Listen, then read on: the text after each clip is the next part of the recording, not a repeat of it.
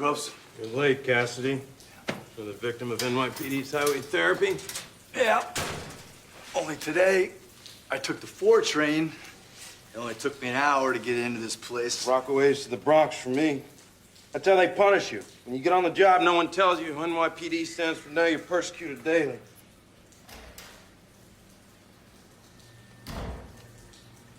Hey, you gotta hold on to this. What is this? Safety deposit key. Where's it at? You don't need to know that yet. Anything happens to me, a friend of mine will tell you where the box is. You take what's in the box to the New York Times. Are you serious, Gross? Yes. Since I turned on them at the 12th, they tap my phones. They're following me everywhere. Hands up. Don't move. Take it easy! Get on! Take it easy! Cassidy, you're my witness! The example lies! You're a witness!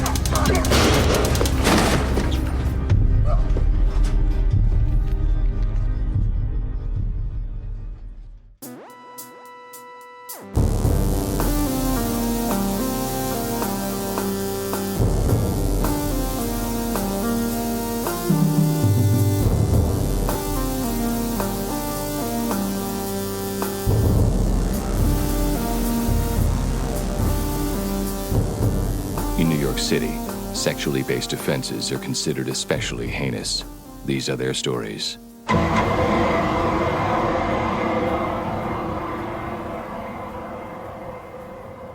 Hey guys, welcome to Munch My Benson. My name's Adam, I'm here in Albuquerque. And of course, I'm joined on the line by Josh. How are things up in the Northwoods, Josh? We got a blizzard today, although I think the Twin Cities weren't hit that hard, like 4 or 5 inches. It'll be like 50 at the end of the week, so it doesn't matter. Nice. It's going to be mid-90s by the end of the week here. Well, I know spring training in Arizona is like 110 or something right now? Yeah, in Phoenix? Yeah, it's like the Stars are not staying there for the whole game, that's for sure. Not that they ever were. No. But unless it's like Frankie Lindor and he just it's his first game back from breaking his hamate, they're not staying out there very long. No. Let's see, I've been sick, like really sick for 2 weeks. It fucking sucks. And one by one, each of the family has also been sick. And so I've been having to take care of them whilst also being sick. So I'm sick of it, Josh. I'm over it. So I'm doing my best to keep living. Right. In spite of it all. I got sick while I was in Costa Rica. And then today, which is our one cool day, it's like you can't go outside. It's like 60-mile-an-hour winds all day. Yeah. So it's just a dust storm out there. It's brutal and miserable. It's no fun. But last night I did happen to watch a movie which featured randomly one of the guest cast from this episode. I very randomly watched. You want to try to figure out what it was? I'm sitting here. I'm trying. I did not watch any Ghost Whisperer episodes. Don't worry. Okay. I was worried, actually. I would. Is it Robert John Burke? I would. No, not Dean Winters. Not Dean Winters. No recurring cast. Mark Menchaca. Yes. Huh. Very randomly. It's a movie that I almost would have already forgotten had not Mark Menchaca been in this episode that I watched today. You watched The Creator? No, I watched Dead of Winter. The Emma Thompson movie about your parents' cabin. Uh-huh. I assume that's what it's like. on HBO Max right now. Like it's sort of prominently featured. Yeah. Yeah, exactly. You can tell when they like pitched this movie, it was going to be like Oscar trash, but it's fine. It's fine. It's too cheap for that. Yeah. But it's not. Is he like a sheriff? So Emma Thompson, she's going to bury the ashes of her dead husband on this lake where they went on their first date to go ice fishing. Okay. And while she's there, she sees a kidnapping take place. And she realizes that, she stupidly gets her car stuck on the embankment trying to come out of the lake. Sure. And realizes that the only person there to help the girl is her, so she tries to do it. Anyways, Mark Menchaca is the dipshit husband of the woman who's the big bad in it. Okay. It was just fine, Yeah. What are you drinking, buddy? Well, I have a green tea. Does that say daddy on it? Yeah, established 2020. That's when Max was born. Okay. It is. Okay. It is my daddy bug. Weird bug, Adam. You can call me daddy, Josh. So you're drinking that. Anything else? I've got some Bullet Rye in the rocks, Okay. and then I've got some water. Not hitting it very hard, but Yeah. I see you do as well. Yeah. Tony's on the pier, Redondo Beach, California, where Nice. we have a Munchie. Went there while I was in Costa Rica. Ooh, did we get any notes back? We got a picture Nice. taken from Tony's. Nice. Yeah. Now we just got to get That's somebody from to eat Jackie, it. not my wife Jackie, another Jackie. I assume Jackie, your wife Jackie, has been there before. She has, and loves it as well. But yeah, so I had 4 fingers of Bullet Rye on the rocks in my Tony's on the pier, unofficial official bar, Munch My Benson, and I've got a High Life on layaway. We need to get some Chowder Barge merch if we can. We really do, yeah. Yeah. Speaking of Chowder great establishments. Yes. I bet because it was a big day for PTA, it was probably a big day for Chowder Barge. I bet the Oscar I hope so. Chowder Barge was amazing. I hope so, man. Yeah. Yeah. All Same. the liveaboards were cheering. So we have an episode to watch. Yeah, we do. It's not my favorite. It could be worse. Yeah. I've definitely seen worse. Seen better. Yeah. I mean, it's weird that in season 15 we're getting a Cassidy episode, but whatever. I'll have to say this about it. I'm gonna my reaction to it. I'll save it till the end of the recap. Makes more sense there. Sure. So this week we're watching season 15, episode 4, Internal Affairs. After we see Dr. Lindstrom giving Liv a replacement necklace for the wanted evidence after the first time William Lewis kidnapped her, and Officer Groves slips Cassidy a key to a safe deposit box containing a box that is to be given to the New York Times if anything happens to him, right before said Officer Groves is bum-rushed and tased in the locker room by a small battalion of cops. As Cassidy and Liv move his multitudinous t-shirt collection into their new apartment, Brian, that's his first name that we would all struggle to remember, tells Liv about Groves being exiled to the Bronx courthouse after burning the 12th precinct and following that with a trip to IAB. Cassidy feels like he should go to IAB and tell them what he saw, but Liv tells him that they took his shield, so he should focus on helping himself and her live their best lives, despite Groves being on a psych hold in fucking Bellevue. Then, first thing the next morning, Tucker descends upon SVU and tells Cragen and Benson he needs their help. Groves had turned to IAB and told them cases were disappearing in the 12th precinct so that crime stats could then be underreported. And one of Groves' cases, a rape victim named Tanya Jenkins, who reported the crime to Groves, had never been entered into the system as a rape, with the incident instead getting filed as her assaulting a cabbie. The rest of the unit wants nothing to do with this case, with Amaro jumping to the conclusion that IAB is setting them up.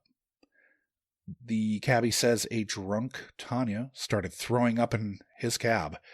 He threw her out. She started swinging. And then the cops came up and advised that he file assault charges to cover his ass before sending the cabbie on his way. The cabbie pressed charges as instructed, but then dropped them a week later after she had not pressed any charges. Tanya tells Liv and Nick that everything with the cabbie was her fault and that she's sober now.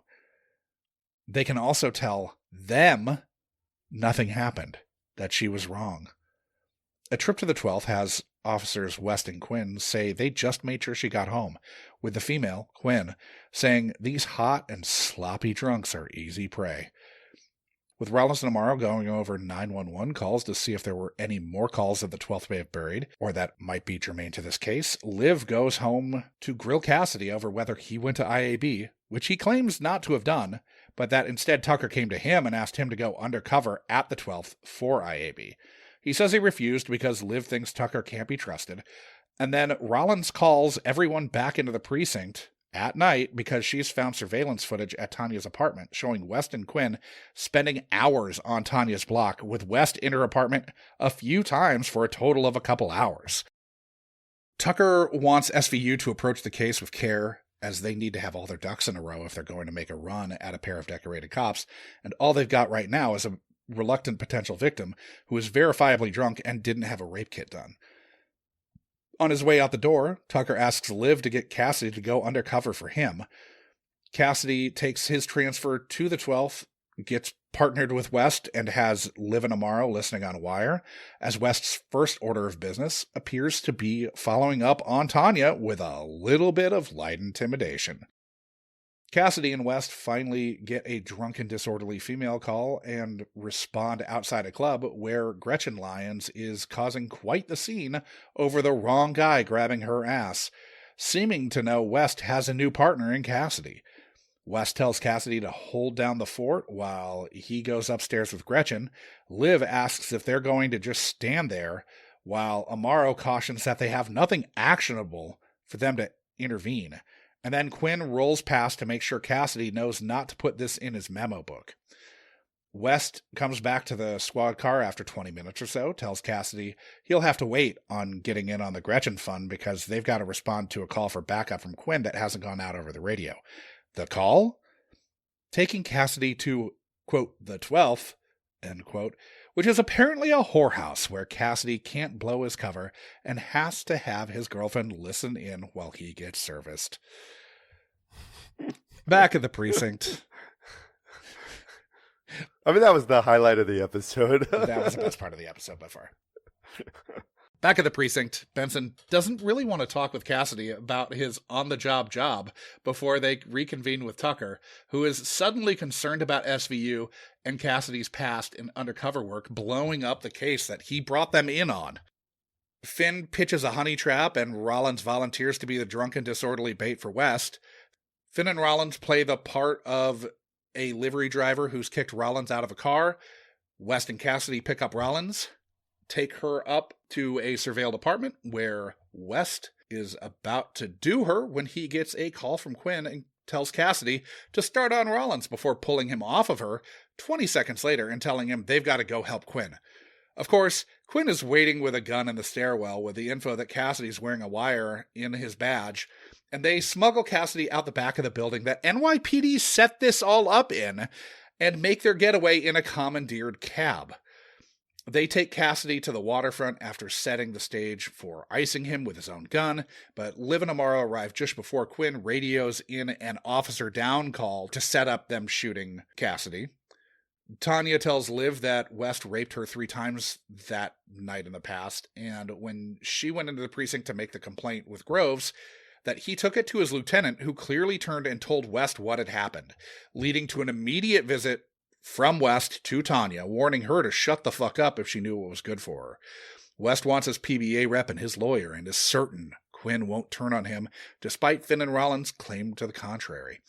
Quinn tells Liv and Amaro that there's no way West would rat on her, so Liv plays the "you sad old lonely bitch" card to get her to offer up that his covering up her pissing hot for coke wasn't covering for her. It was exploiting her weakness to get her to enable his serial raping of women across the 12th precinct. Liv tells Quinn that West was never going to leave his wife and kids for her, and that she'd have just ended up alone. When Quinn's PBA rep shows up, Quinn says she doesn't need him, that she'll name names because it's not just West. The first thing Liv asks is how she heard about Cassidy working for IAB, to which Quinn proffers that her lieutenant let her know. Turns out Tucker fed the Lou the info to see if the fish was rotten at the head. Cassidy gives up the key to Groves' treasure trove of files to take down the 12th. Cragen kicks Tucker out of his office for setting Cassidy up to get killed to make his case, and then tells Liv that he's going to be forced into retirement in 6 months, and that Munch just put in his papers. Cassidy heads to Bellevue to free Groves and drive him home before coming home to cuddle with a Liv who does not want to talk about her boyfriend cavorting with a sex worker to maintain his cover.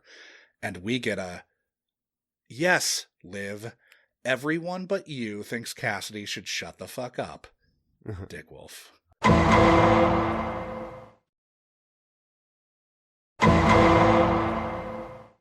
Honestly, if I'm Tucker, I'm like, of course I had Cassidy almost killed. What would the big loss have been, you know? My takeaway from this episode, I think this episode would have been better if it were a two-parter, and I find myself, like, crazy thinking that. But I think that, like, the dirty cops angle, it's a good trope. It's so rushed. It's so rushed. It's like they barely set it up. He is in their good graces by the end of the first shift. And these are crooked-ass cops. These are dirty-ass cops, and they're taking him to a fucking brothel at the end of riding around with them for 8 hours. Yeah, it's batshit crazy. And it is one of those things where, like, the storyline, it would not be hard to do a two-parter with exactly. Yeah, and it also feels rushed. You're not wrong, and I do think... It feels rushed to go from, like, oh, we think he might be wearing a wire, to we're kidnapping him and stealing a cab and about to murder him on the waterfront. It goes very fast to that. And not in the Neil Bear way where it's like 10 days passed in the course of 2 minutes, right? Sure. It's this is an 8-hour shift, and somehow he's in good graces. And he does have, like, you know, a preceding reputation that could maybe start to explain it, but whatever. Yeah. I will say, Dean Winters kind of rocks in this episode. Oh, he's great. Pretty great. He's pretty great. He ends up on our shit list often, but this episode does a really good job of employing him. That we got a Cassidy-sode, and the best part of the episode is Cassidy.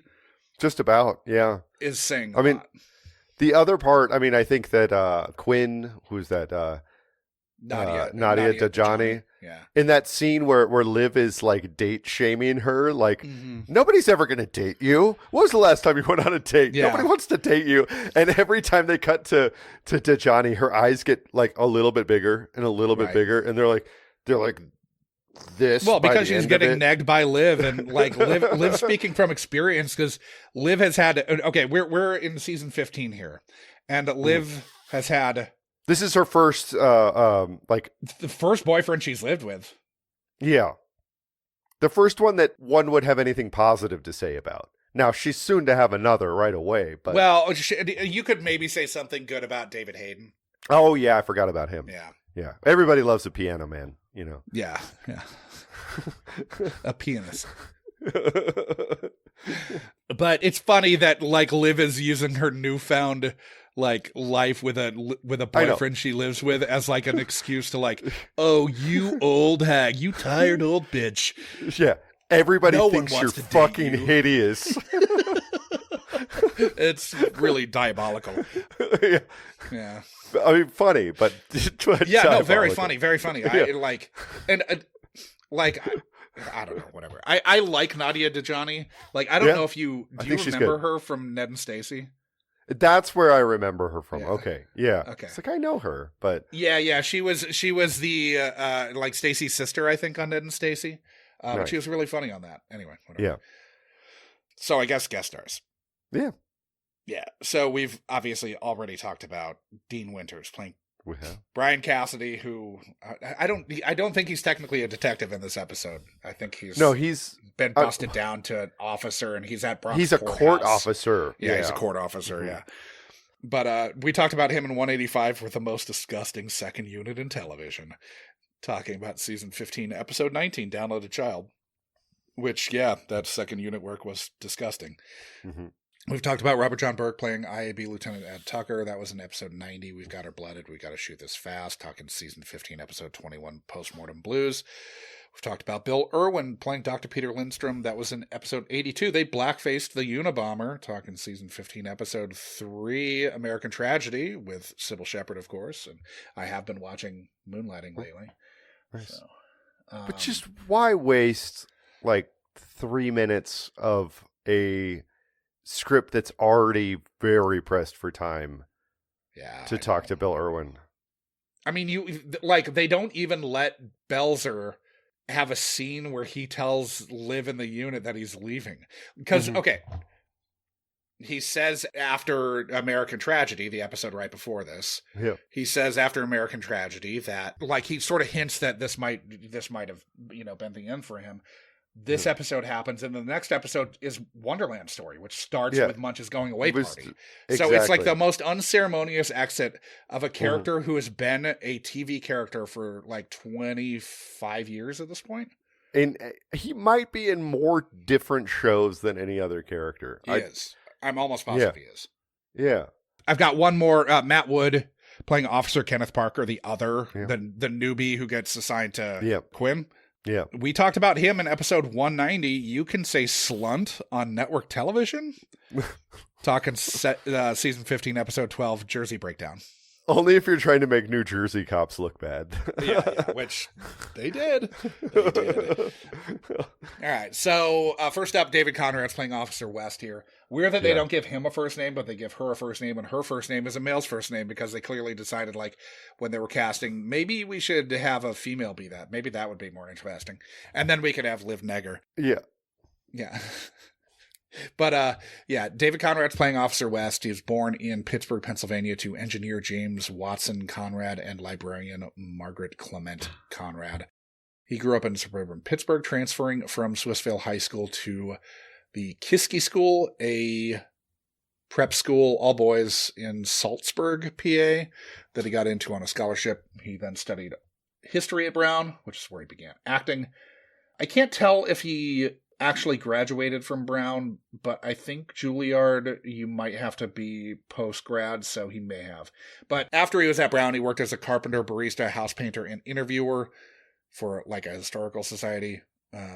Then he enrolled at Juilliard in the drama division's Group 25, where he started acting on stage. He left before finishing his final year at Juilliard to accept a role in the film Snow White, A Tale of Terror. He made his Broadway debut a few years after leaving Juilliard. He's in the films Return to Paradise, Men of Honor, Anything Else, Wedding Crashers, Crazy, Follow the Prophet, About Sunny, 12 Desperate Hours, and Basic Psych. He was main cast in Relativity, Miss March, and Ghost Whisperer. Of course. Thank you. Of course. He had recurring roles in Roswell, Boston Public, The Firm, and Agents of S.H.I.E.L.D. Then we've got Mark Menchaca playing Officer Groves. He was born to a Mexican father and American mother in San Angelo, Texas. Yeah. Graduating from Central High School there, and then A&M, Texas A&M, where he got a BA in English and acted in his first play. He attended a summer acting program at Circle in the Square Theater School in Manhattan, at which point he decided to pursue acting as a vocation. Yeah. Studying at the William Esper Studio after that. He's in the films The Alamo, This Is Where We Live, which he also co-wrote and co-directed. She's Lost Control, Ace the Case, Where is Kyra, Weightless, Smartass, Every Time I Die, The Evening Hour, Alone, No One Gets Out Alive, The Retaliators, Playing God, Sick, The Creator, Companion, Dead of Winter, and Unabomb, which I think is coming out. Nice. His main cast in Generation Kill, The Outsider, The Big Cigar, and the upcoming adaptation of The Neuromancer.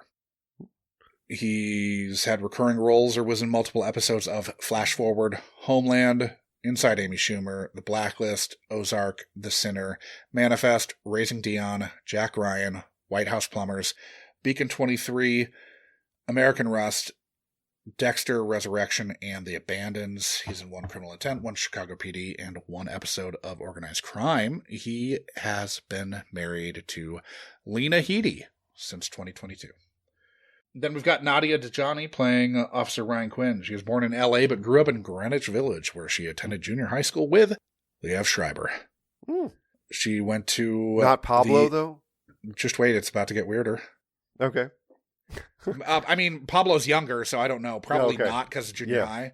Yeah, you're right. She went to the High School of Music and Art and then trained in London for a year at the British Theatre Association School. She also grew up with Adam Horovitz and appeared in the Fight for Your Right to Party video. Huh. All right. Yeah, which is nuts.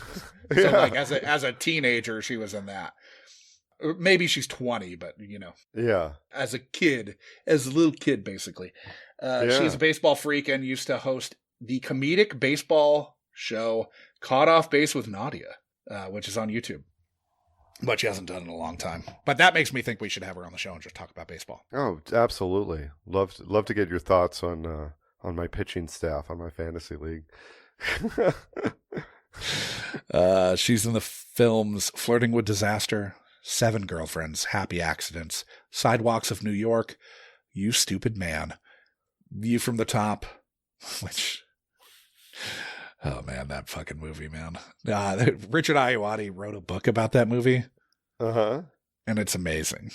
It's so good. It's the Gwyneth Paltrow as a stewardess for a low-rent airline. Oh, God. The movie's insane. The book is so fucking funny. Then Game 6, Alchemy, Bob Funk, A Little Help, Stuck Between Stations, Take Care, The Opposite Sex, Little Boxes, The Holdouts, Brooklyn Love Stories, Almost Love, On the Rocks, and If That Mockingbird Don't Sing. She was main cast in Ned and Stacy, That's Life, Emily's Reasons Why Not, and Delocated. She had a recurring role in A Woman Named Jackie, The Secret Lives of Men, Ugly Betty, The Big C, Necessary Roughness, The Carrie Diaries, Two Broke Girls, John Glazer Loves Gear, Elementary, Girlfriend's Guide to Divorce, The Moodies, The Other Two, and Power Book 3, Raising Kanan. She's in one episode of the original series. She's a founding member of Malaparte Theater Company alongside friend and ex-boyfriend Ethan Hawke. She has been married to firefighter John Moore since 2017. The rest of these are going to go fast, and there aren't many of them because it's Cassidy's so he's the whole episode, basically. Lance Roberts is playing Lieutenant Terrence Wood, Lieutenant at the 12th. He's done a lot of stage work in New York and LA, where he's also worked as a theater director. He's in the films The Pee Wee Herman Show on Broadway, The Humbling, This Is Where I Leave You, and I Am Michael. He had recurring roles or was in multiple episodes of One Big Family and The Affair. He's in one episode of the original series. Megan West is playing Tanya Jenkins here. She was born in Houston, Texas, graduated from University of North Carolina School of the Arts with a degree in acting. She's in the films The Eyes and Boy Makes Girl. She had recurring roles in How to Get Away with Murder, Public Morals, This Is Us, Queen America, Good Trouble, 911, and Outer Range. Then Danielle Delaco is playing Gretchen Lyons here. She was born in Greenburgh, New York. She graduated atop the theater performance program at Wagner College. She is based out of LA now. She's in the films Jersey Shore Massacre, Lily and Cat, Straight Out of Tompkins, Still Here, and Dead Body. She's in multiple episodes of Survival Jobs and Everybody Else. Then Jack Ferry's playing Suit Number 1. He was born in Brooklyn, went to high school in South Brunswick, New Jersey, and then graduated from Syracuse. He was a firefighter in Jersey City. He's in the films Maybe Tomorrow, Prism, and Lucky. He had a recurring role in Boardwalk Empire. He had a son, John, with his wife, Ellen. Ellen's maiden name was McGee. He died in 2015 at the age of 45. And last, we've got Trace Lissette. Maybe it's Tracy, but it's spelled Trace. It's probably Tracy, but she's playing Lila here. She was born in Lexington, Kentucky. She's in the films Coffeehouse Chronicles, Hustlers, Venus is a Boy, Monica, for which she was nominated for an Independent Spirit Award for Best Lead Performance, and Dope Queens. She had recurring roles or was in multiple episodes of Blunt Talk, Drunk History, Pose, Transparent, on which she outed herself as being trans, and Q-Force. Nice. And that's it.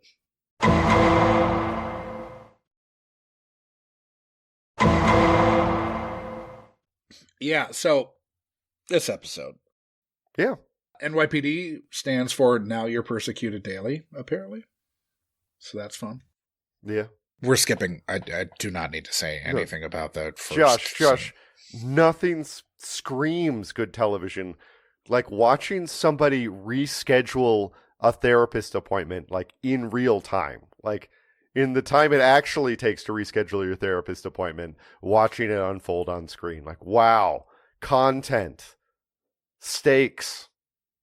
No, this was like an Andy Warhol. Like, we're gonna watch somebody sleeping for 12 hours. You know, It felt like it. But so then we're immediately out of Dr. Lindstrom's office, and we're in the Bronx courthouse where Cassidy and Officer Michael Groves are getting ready for the day as court officers. Mm-hmm. It's really weird here. They're doing all of these camera angles from inside the lockers. Yeah, so they're having to really get creative. But it feels like we're meant to think that, like, subconsciously, that Groves and Cassidy are being surveilled, kind of. Yeah, we're listening in on something we Because shouldn't. the camera is set up in, like, a spot where, like, oh, they're watching you from this spot. So I think that's a little bit of what's going on, but it's very strange. Mm-hmm. They also don't have very much space in there to set up. Sure, there's absolutely that, but you would assume, I guess for that one shot, they're probably just finding a locker room they can shoot in. But normally you would assume that they just, like, have these lockers and, like, move one locker when they need one locker moved and move the other lockers when they need those moved. But right. Anyway, take this box of evidence to the New York Times if anything happens to me. Yeah. And do you really want to go to the New York Times at this point? Well, I mean, you got to go somewhere. You know, maybe in this day and age, you go to the Daily News, and those days, rather, for the local expose. But the Times, definitely, their New York section is going to have the stamp of gravitas that the Post wouldn't. Sure. Now you might have other options. You've got Hellgate, which is, support independent journalism, guys. Everything they say will be a lie. You're my witness. Sounds paranoid. And my note right here. Cassidy's ode? And it is. It totally is. Uh-huh.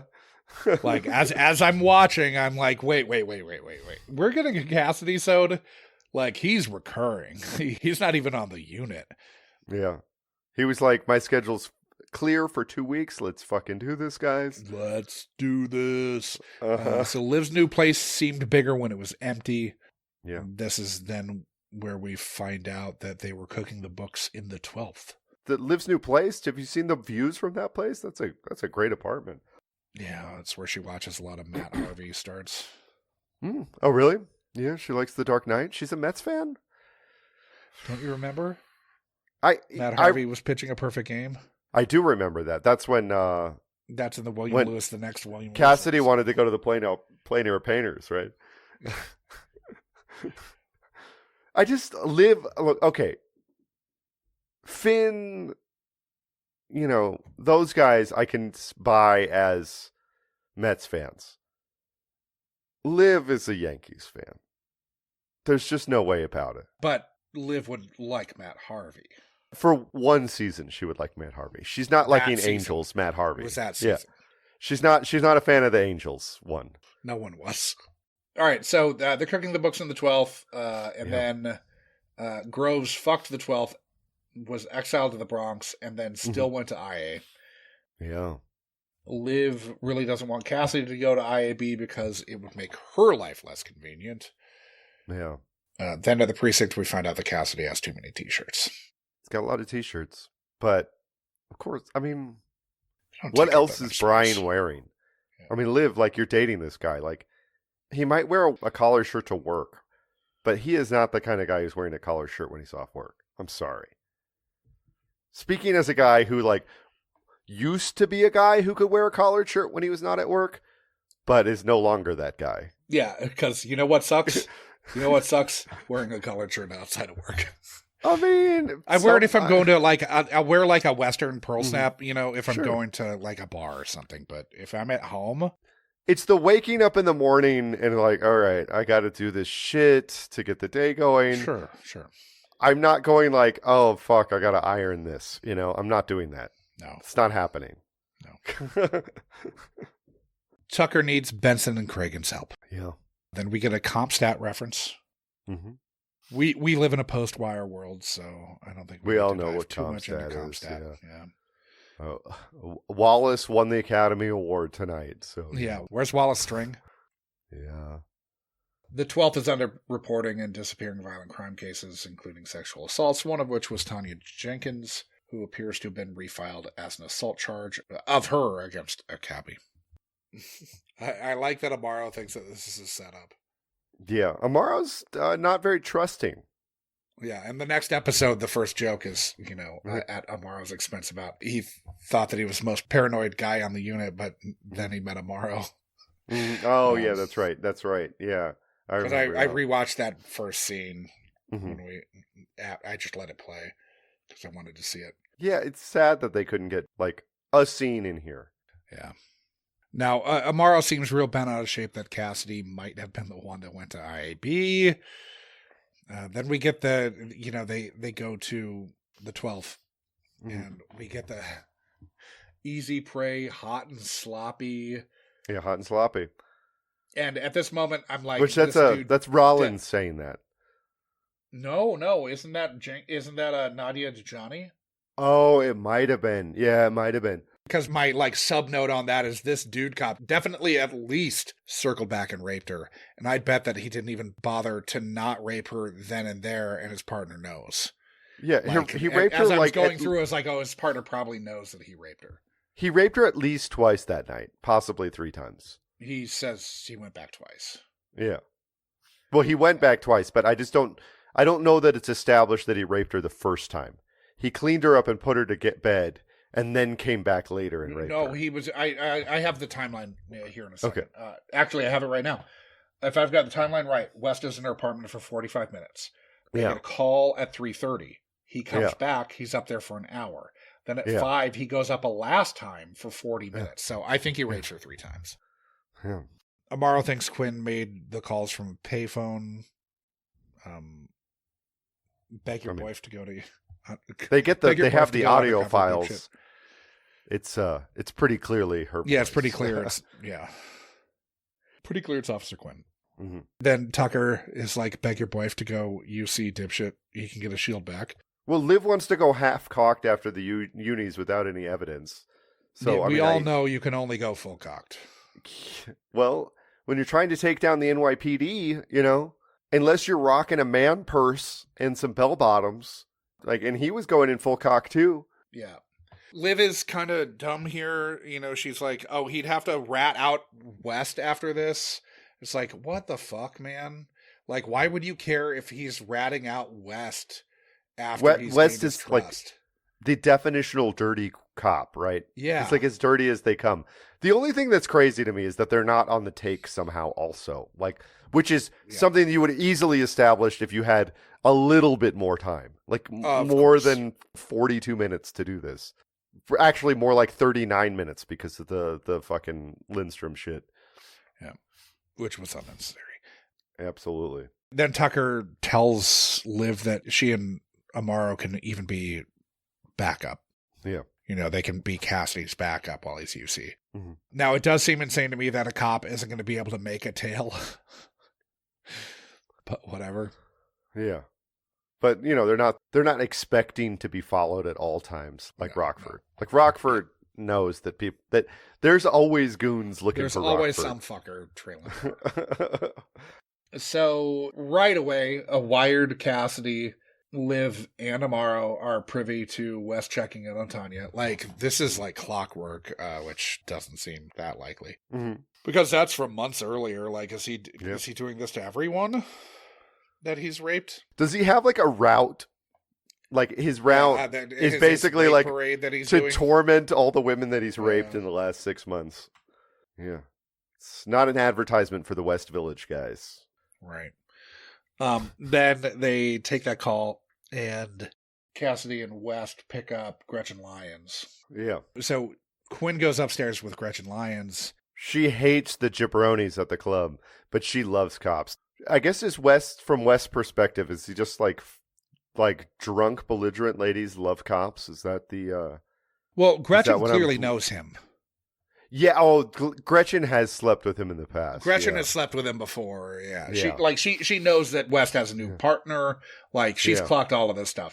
And while Liv is watching this go down, it's like, is this your first fucking case? She wants to, rush in and, stop a consensual sex act from happening.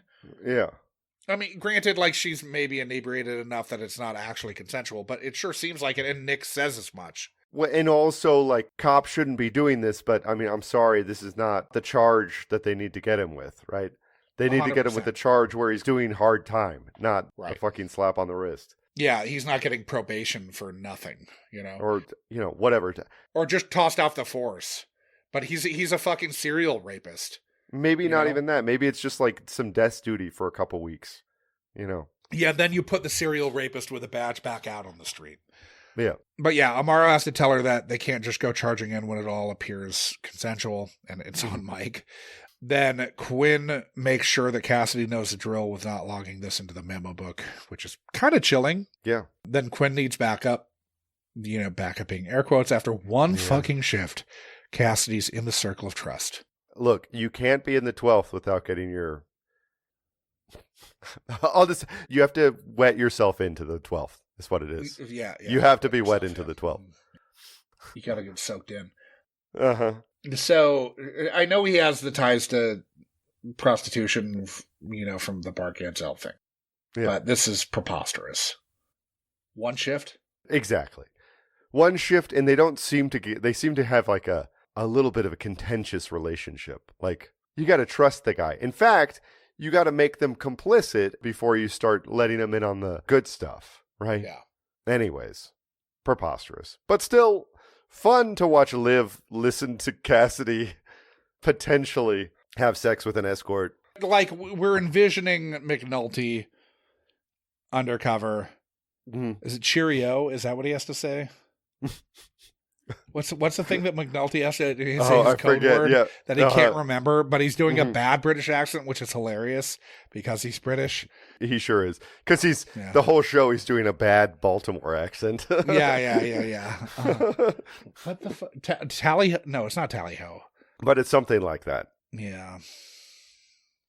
Anyway, that's absolutely what I'm thinking of as this is happening. And this was quite the brothel. I mean, this was a real bordello. Oh, yeah. These ladies were like in sumptuous settees, sitting there. There was no couch that was not a love seat of some fashion. A lot of drapes, a lot of drapery in that place. Yeah. Although I think they could have upped the lingerie budget, frankly, if you ask me. I've seen them go harder. You're wanting less Fredericks of Hollywood and more... more lacier numbers, Sure. You want something that's from the Les Wexner brands? Not exactly. I just want it to be more bouffant, Sure. Have more chiffon, more lace, more... boa, maybe? Yeah, that's what I'm talking about. We're missing some of those, like, boa, like, pullover. More faux fur cups, you know what I'm talking about? Sure. Things of that nature. We needed more tassels on pasties. Big time. Some Elf Irish shit, that's what we needed. So, Rollins wants to be the drunk and disorderly honey trap. I mean, she plays the role well. Sure. Then we have the most disgusting line of the episode, I think. Maybe I'm misremembering. Maybe there's another one. But, ooh, Quinny wants to see the show. And every time he calls her Quinny, every time West calls her Quinny, I throw up a little bit in my mouth. It's so gross. It's disgusting. Josh, I want to go back a little bit because I think at one point a little bit earlier, Tucker is racist against Cassidy. And he says that even for a Mick, he's thick.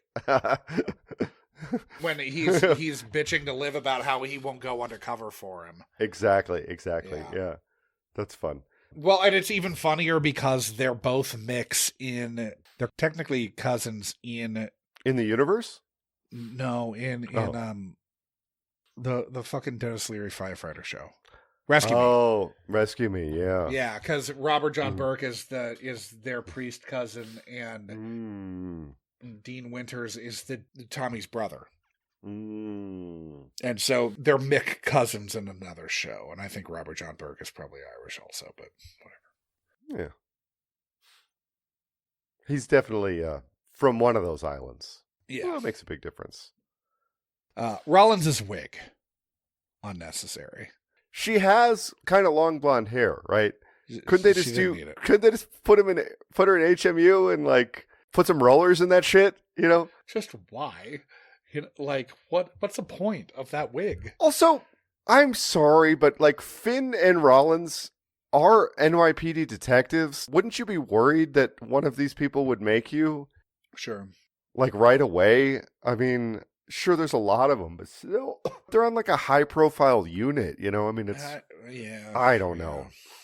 If I'm going after other cops, I have to maybe have pick someone fresh out of the academy or some shit, something like that, or get somebody from the FBI. You know. Yeah, but that only works in a two-parter. Exactly, right? Like you have to introduce the character and then have them nearly get iced. Yeah. I can't believe we're both like, I hadn't thought about it, but you have convinced me that I'm telling you, like, you're right. Yeah, it's shocking to me to even think this. That we needed a 2-part Cassidy-sode. I even think this. But you're absolutely right, and it would have worked. Yeah. Okay, so switcheroo, you take her first, then Cassidy gets pulled off Rollins and into a stairwell trap. Yeah. Then we find out that they're commandeering fucking cabs. Will these fuckers never stop? I just don't think they have an exit strategy at this point. Well, they're cooking up a gunman on the loose that escapes, but shoots Cassidy in the process. Yeah, I mean, I love Cassidy's own gun. Stupid. I love it, but yeah, it's very half-cocked and very, you know. Yeah. It's quarter-cocked. Maybe eighth-cocked. It's eighth-cocked. Like, if this were fucking Serpico, man, you wait until there's the right moment, and then you draw the gun on them in the abandoned building in the fucking Bronx and say, I'm going to kill you, you piece of shit. Why don't you go down to Greenwich Village and wear some macrame on your fucking head, you know? And he's like, fuck yeah. Fuck yes, I will. Yeah, so they take Cassidy to the waterfront, set the stage to kill him with his own gun, and then they are arrested by SVU. Yeah, right away. So we find out when they bring in Tanya Jenkins that West was nice at first, helped her get cleaned up. Mm-hmm. Then he raped her 3 times. Yeah. Groves took Tanya's complaint to the lieutenant, who just told West. And then West came back and told Tanya that she was a slut, and if she was smart, she'd keep her mouth shut. And then Groves, who's been in Bellevue for like a day, he's very much been one that flew. That can't be the timeline, can it? I mean, it feels like it, but he's one flown over the cuckoo's nest by the time they get him. It's been like, it's over the course Gretchen's of apartment like is 2 days later. You're right. Yeah. Yeah, I mean it's it's 3 days, but it's full on one flew over the cuckoo's nest by the time they get to him. I mean, he should be fucking a cockroach. He should be fucking a cockroach at this point.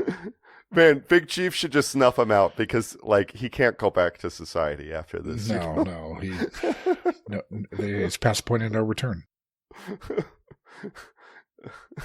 So West is like, she won't rat on me. Liv then takes the route where she transports herself back in time 4 years and talks to the live in love with Elliot who'd never leave Kathy for her. Mm-hmm. Only it's Quinn in love with her serial rapist partner who's lightly blackmailing her without her knowing it. God, this scene is so fun though. I love that. Well, we also in the other room have the girls like Quinny. Yeah. Gross. Yeah. You throw them a couple crumbs. They're so grateful they'll do anything. It does sound like a euphemism for vagina, doesn't it? Yeah, 100%. Quinn? Yeah. Yeah, it's a gross. letter off. It's one letter on the keyboard or in the alphabet off. Disgusting. Yeah, gross. This is disgusting, Neil Baer. This is not Neil Baer. I wish it were Neil Baer. He would have made it more fun. Sorry. Warren Leight. Mm-hmm. Mm-hmm. And it's Warren Light's writer's room, but obviously he didn't write it. Kevin Fox did. No. And JDS directed, so that might be why we're getting some of those outre. That's why we're getting the weird shots angles. where it's like no one else would get to do this, but JDS can do whatever he wants. Yeah. And we get back to Liv with Quinn, and she's like, he was never gonna leave his wife and kids, you dumb broad. You pathetic old hag. Yeah. And she wears her down by nagging her, just like she was Mr. E trying to date somebody. And again, really great filmmaking right here, because each time they cut to Liv, and Liv says something just brutal, and then they cut back to Quinn, and each time they cut back to Quinn, the camera's just like, a couple millimeters closer, and her eyes just get bigger and bigger and bigger, and it's just like, and like she has this look like, you're right, I am pathetic, I am sad. Yeah, it's old pathetic broad in headlights. Uh-huh. Yeah. Great shit. And to be clear, we're not saying this. The episode is. No. The episode is. No, in fact, she's has flawless skin and is gorgeous. Like, she does not look old. I'm shocked that she was old enough to be in the fight. Johnny is very attractive in this episode. I mean, the things she's doing are terrible. No, I know, but I'm shocked that she's old enough to be in the Fight for Your Right to Party video. Like, I'm kind of shocked by that. It's shocking. Yeah. It wasn't just West. Yeah. Is many in the 12th. In two-parters, we might have met one or two more of the members of the 12th.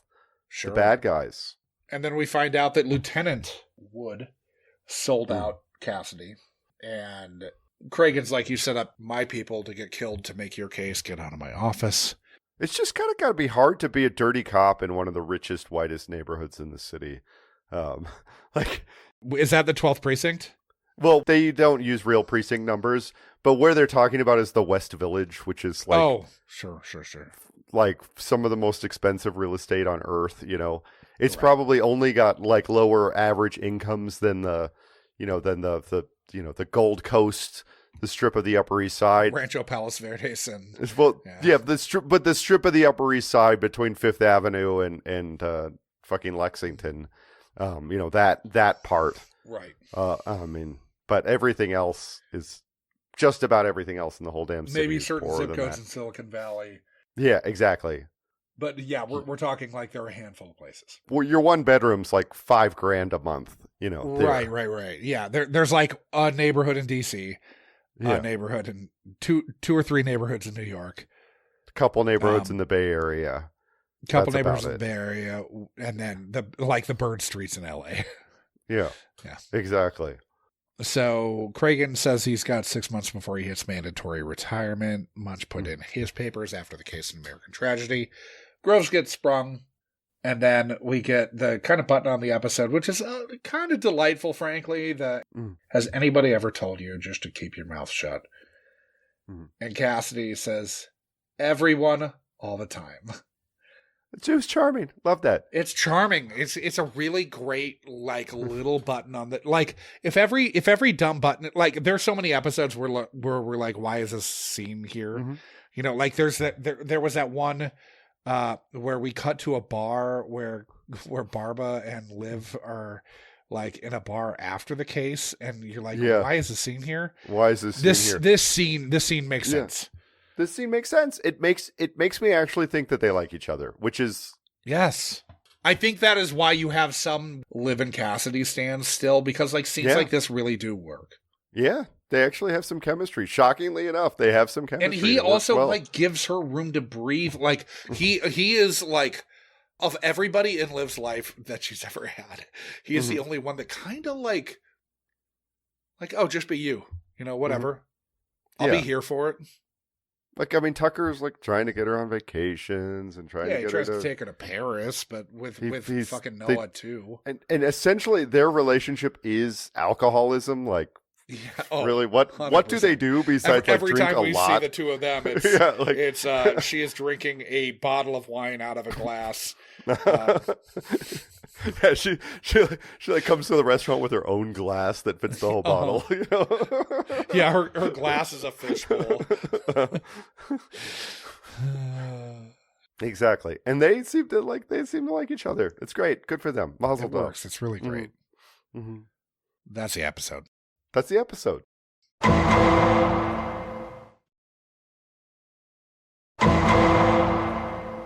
So, Josh, obviously, we rank these each and every week. We rank on the overall quality, the quality of the guests, how problematic the episode was, and the depth and breadth of lives ruined. Let's start quality. I think we both think that it's flawed, but also not the worst thing we've ever seen, right? it's not bad. It's just like there's so many things that strain credulity because of the timeline that's impossible. And we watch enough, like you and I watch enough, like procedurals or just like crime shows that like the accelerated and like we're talking F1 acceleration. Just the crazy. Accelerated timeline that's happening. It just doesn't work. It doesn't work. It doesn't. Yeah, work. it doesn't work. I can't believe I'm saying it, but it really needed to be a spin-off show, an entire multi-season arc of Cassidy taking down the 12th. That's what it needed. It's just Cassidy v. the 12th. I can't believe I'm saying this, but I'm here for it. Like, we know Cassidy has time on his hands at this point in his career. It's fucking Ghost Whisperer guy. What's he doing? He could be on a show, you know? Ghost Whisperer's gone by now. Think of all the things that could happen with Groves while he's in Bellevue. I mean, Cassidy needs to go to see him once a day. Dude, exactly. Like, Groves could be, like... By the end of it, Groves could be like, he could be, what was that, whatever, the one where he's talking with his fingers, right? Remember, or the Blinks. Was it the Blinks? It was the Blinks. The guy in the wheelchair talking with the Blinks. Remember that movie? Oh. Awakenings? No. More recent than that. My Left Foot. Not My Left Foot. Like My Left Foot, but more recent than that. Something, The Diving Bell and the Butterfly. That's what I'm thinking of. Okay. Whatever. It doesn't matter. But still, Groves could be so so comatose from Halcyon. You said more recently, but that's still like 25 years ago. It's like 20. Yeah, exactly. It's still like 20 years ago. But Julian Schnabel. Yes, more recently than My Left Foot.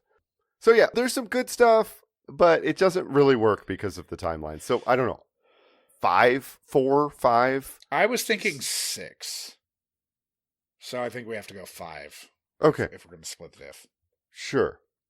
So we gave 6 to Lunacy. I think this is... I don't know how I can compare this one to that one. But Lunacy works more in its timeline than this one does. Yeah. Lunacy is the James Brolin, Chris Elliott one. Because it's about the moon. Right? Exactly. You got the reference, so you remembered it. You might also remember it from my title, Always Check Your Surroundings for Corpses Before You Pop the Question. Yes. It's another way to remember it. It sure is. Now, guests. I think that... I think this works. I think it's like... Dajani, I think, is great. I think Dajani's great. I think that Mark Menchaca's... Dean Winters is a guest. Good. Yeah, you're right. Dean Winters is a guest, and he's great. Or John Burke is a guest. The two of them are very good here. Yeah. I think we're looking at like an 8 here. Yeah, the only one that I don't fully care for is David Conrad, but I don't really... He doesn't really have to do that much. He doesn't bother me. He's just not Dean Winters. Yeah, I'm fine with an 8. This is the best Cassidy work we've ever seen. Maybe. I mean, there's some moments in... Did they put in for an Emmy for Dean Winters for this? They should have. They should have submitted him for an Emmy for this. Mm-hmm. This is his 911 piece of resistance. Yeah. It's definitely it's a long way from season 1, Cassidy, that's for sure. Yeah, where he doesn't know if you're supposed to look down the barrel of the camera or not. Yeah, it's like, how did this stumbling halfwit get his shield? They must have lowered their standards. Anyways, but no, I think 8 works. Yeah, I'm fine with that. How was this episode problematic, Josh? Quinny. I mean, Quinny, Liv, Quinny is the most disgusting thing ever. Yeah. I mean, the date. That's really fun. The old hag shaming is so good. Really something. It's fantastic. Liv having to listen as her boyfriend's getting presumably blown. I mean, he couldn't break cover even behind the velvet curtain, Josh. Yeah. Yeah, that's good. It's good stuff. I mean, it's not like all timer, but like it's a 6 or 7, right? Yeah. 6 probably. 6 probably. I think a 6 makes sense. I mean, it's definitely got some highlights, but it's not like Rollins drunk Rollins is fun. Sure, Rollins' wig, easy prey, hot and sloppy. Yeah, anti-Irish Tucker shit. Mm-hmm. It's funny. I'm just trying to think if there's anything else.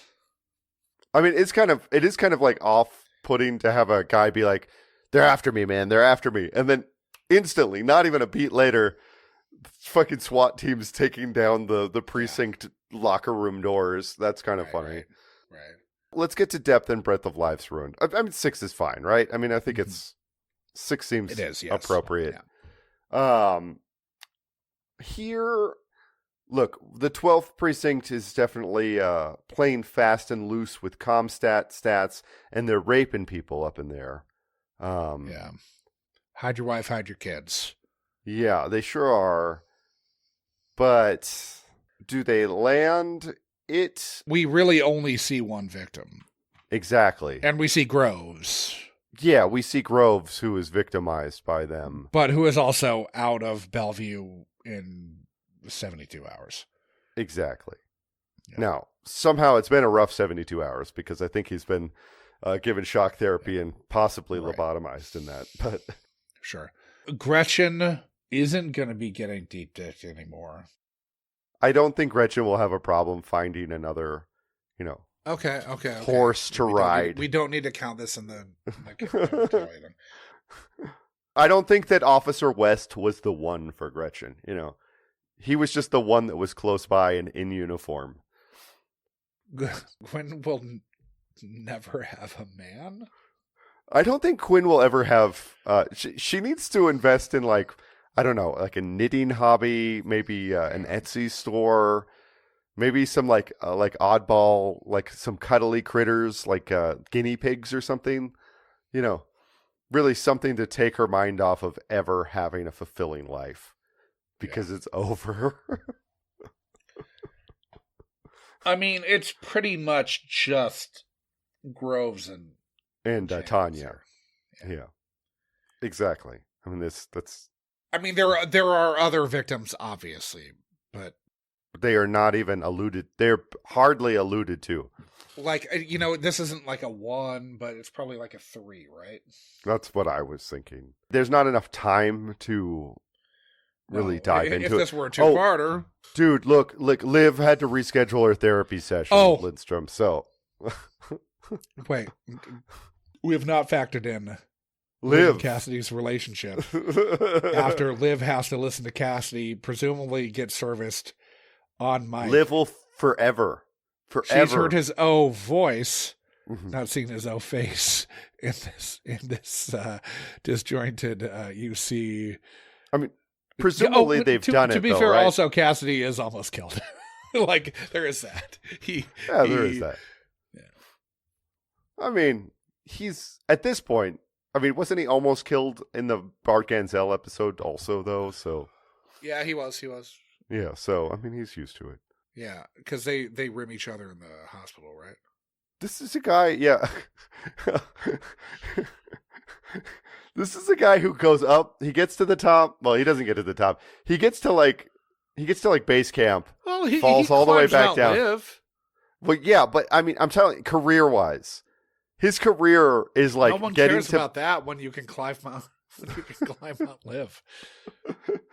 This is true, but really, she's the center of the show. She is the Mount Everest of the show. I get that, but then he gets tossed aside, and he comes. Who else has lived with her? Touche. I don't think any of them have. He's the closest. Tucker never lived with her. Yeah. He's the closest. I mean, his wings just melted. Up, Brian? He was too close to the sun. Fuck it up? Too close to the sun. Should have gone to the plein air painters, Brian. What are you fucking doing, man? He shouldn't have said anything about fucking opera and ballet. He would have been fine and he would have won Best Actor. But dude, no. Yeah. All you gotta do is just agree to go. You have a suit. I've seen you wear a black suit with a skinny tie. I doubt it still fits you because that was 15 years ago. But I've seen you wear one. You could go to the ballet. You don't know what I'm talking about, do you? No. Chalamet might have. Oh yeah. Oh, I did see that. Chalamet said nobody gives a shit about the ballet or the opera. Yeah. Yeah. And went from the presumptive favorite to win Best Actor to losing to Michael B. Jordan. That's pretty funny. What did we come down on a 3? I think 3. 3 works. Because it's not all that. It's a 5.5. which is honestly a little bit better than I was thinking it was going to be. But I kind of realized what the problem was. And the problem was that we needed more of it. We needed more of this. Yeah. Like if we got 2, one of them might be a 7.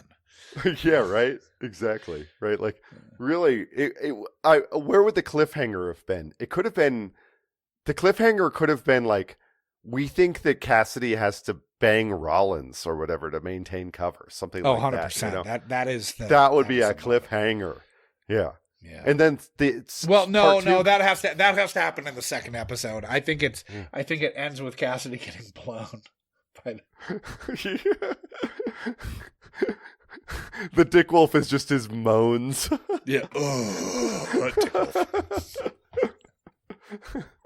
Yeah, that would be television.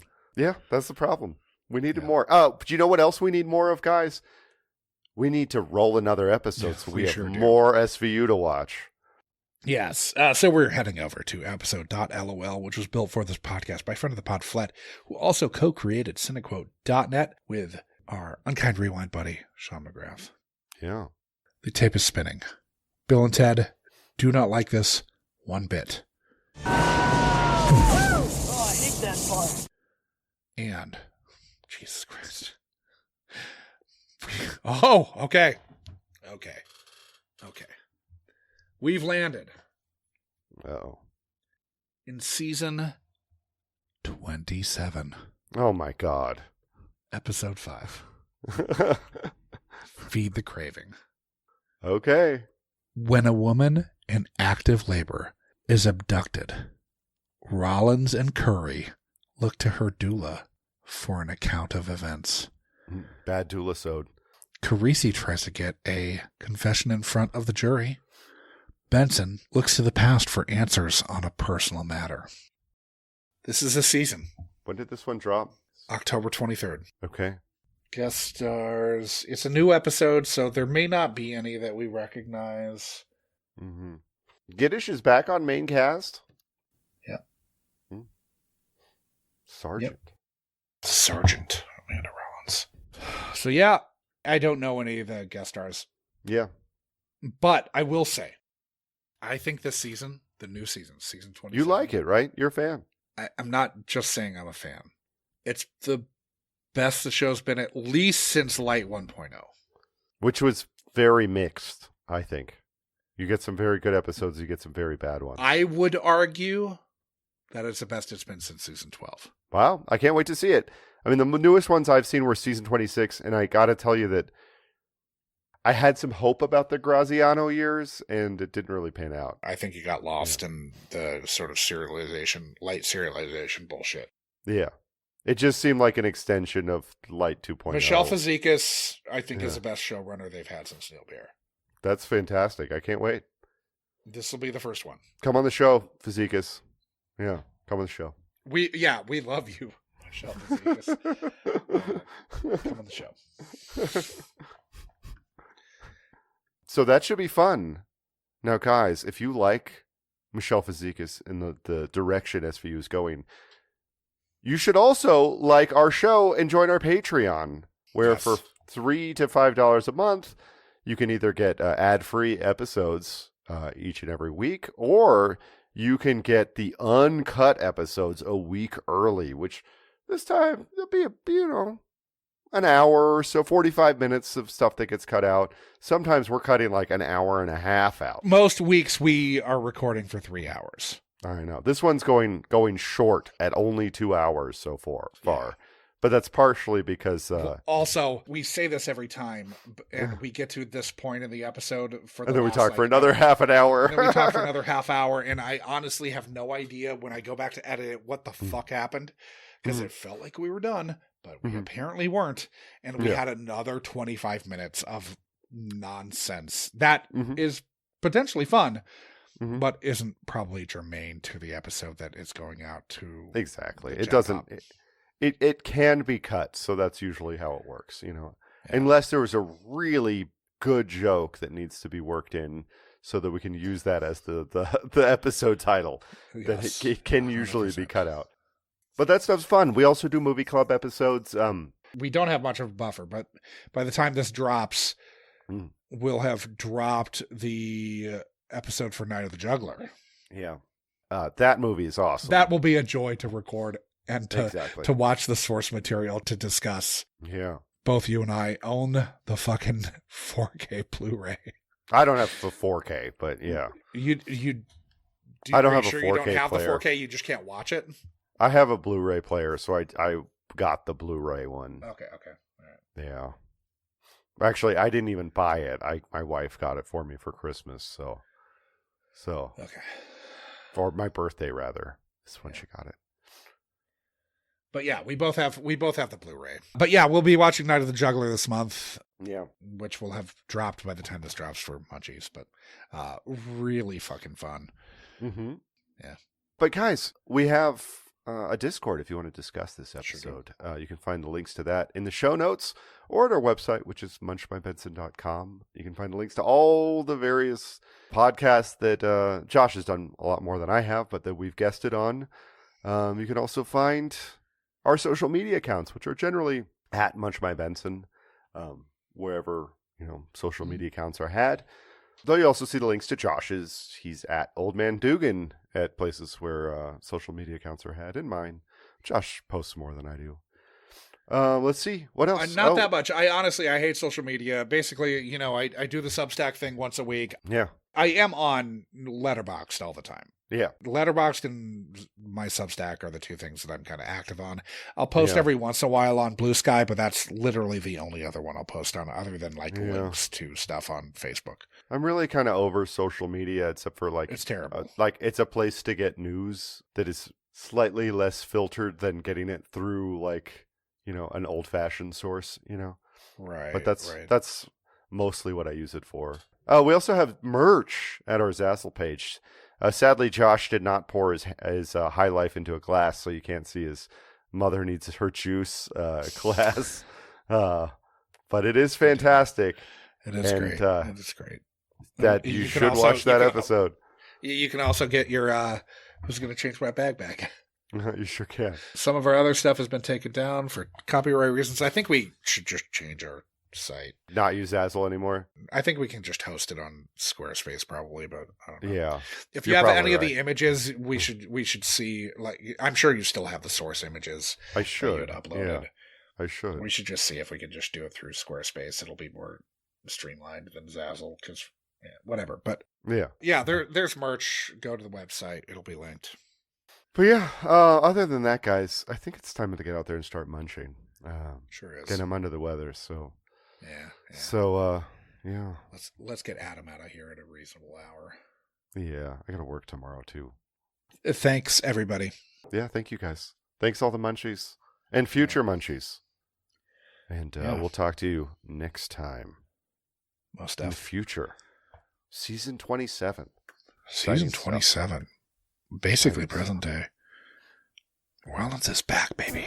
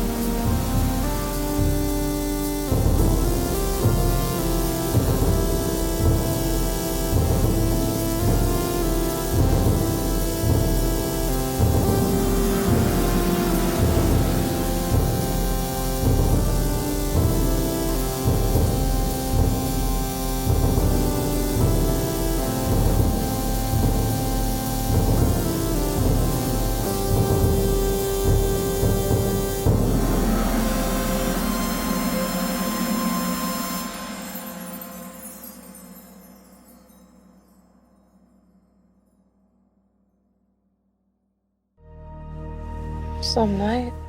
Yeah. I'm still here. We're still here. And Groves is home with his wife. Is Tucker gonna keep his word about your shield? No, son.